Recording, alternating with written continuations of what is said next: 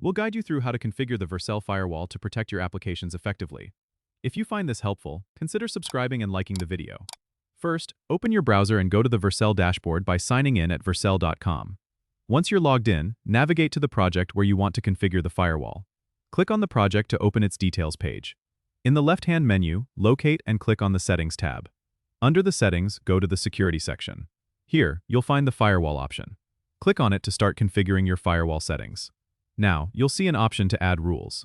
Click on Add Rule to begin. You need to specify the IP addresses or IP ranges you want to allow or block.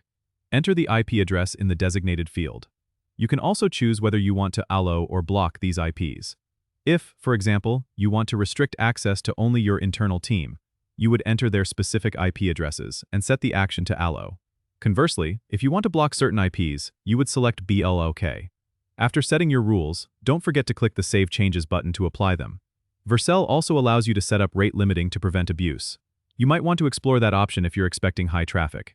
With your rules set, your firewall is now actively protecting your application. Remember, it's important to periodically review and update your firewall settings as needed to respond to new threats or changes in your network. That's it, you're all set. Don't forget to subscribe and comment if this helped you out.